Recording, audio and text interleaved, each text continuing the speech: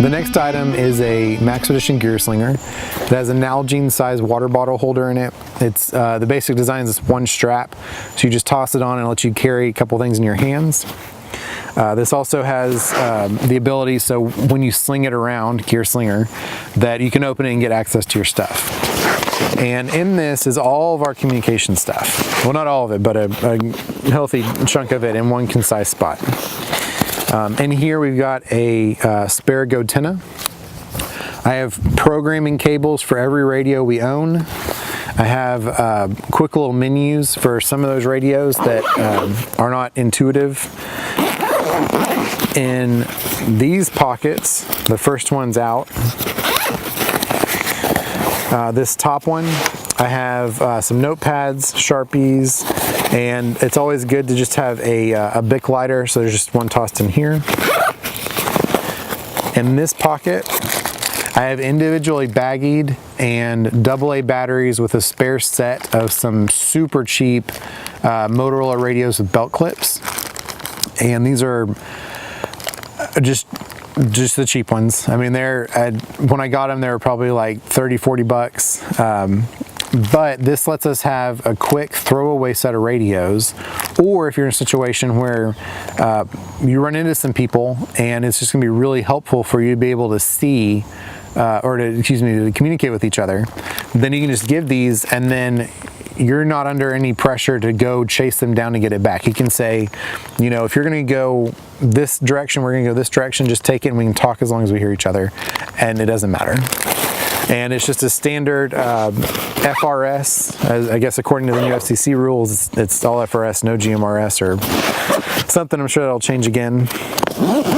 Then on the inside, there's a lot of stuff. This thing is very cram full.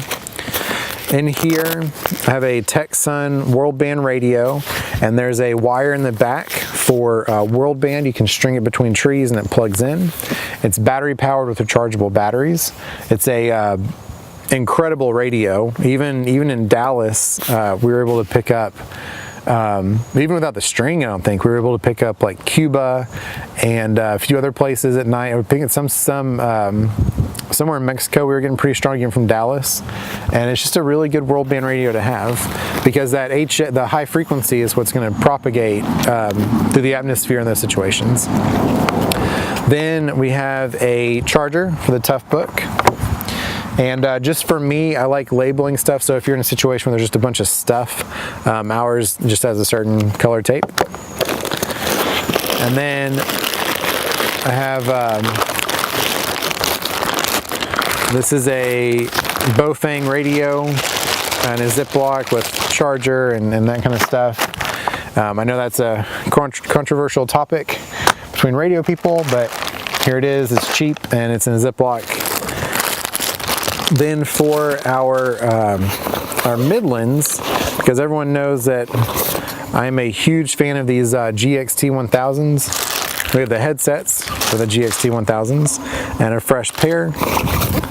And then I also have, because everyone again knows how much I love it, there's a base camp radio. And if you haven't seen the video on this, it is a FRS, GMRS, whatever the rules say these days.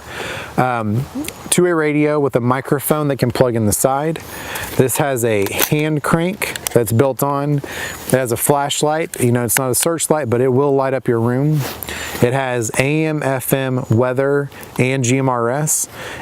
It can use either AA, or it can use the Midland proprietary battery that goes in these radios too, so same battery.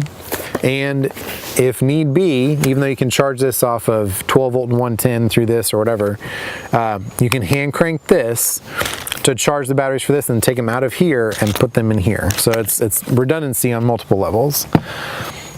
Then, let's see what else we have. And then, this is one of the original Midland micro mobiles. So it's a mobile radio with a 12 volt power connector and a microphone on it. And it's got the antenna all in a double Ziploc bag.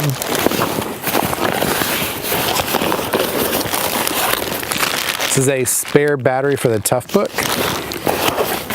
This is a charger for the for this World Band radio.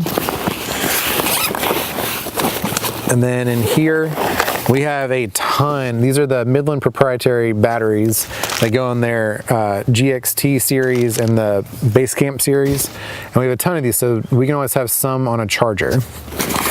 And those batteries last a really long time. Then we have the stand charger for the GXTs. And also have the 12 volts and a couple of the 12 volt and 110 chargers for those two. And that's it for the Blackout box. You can tell that we have short range communication handled. We have long range reception handled. Between the Toughbook, you have GPS maps completely offline. You have all your personal information in case you just have to grab and go. You have a small solar panel, or you can go big, however big of a Blackout box you want to have. But this can, trickle charge your stuff during the day. We have lights to light up your different rooms for kind of longer term you're going to put up. And then you have a lantern for really short term to grab in there, lift it up and just turn the dial on so you can just see what's going on. And a blanket, and that's about it, I think. And then you also have a vehicle option. So if you are in a evacuation situation, say the wildfires or a hurricane or something, chances are this day and age, someone somewhere is going to have an FRS, GMRS radio, talking to their kids, talking to their family, first responders, usually in someone in the group, on a large scale incident somewhere in the command center somewhere, someone will have one, because this is what all the civilians are using, and that way they can kind of get an idea what's going on around them. They can use it as to communicate. And there's also something called the Channel 3 project, and I will do a video on that in the future sometime, but it basically goes over CB, FRS, GMRS, MRRs are all Channel 3. And then for amateur radio, it has a specific frequency, and it's to check it on a regular rotation every day.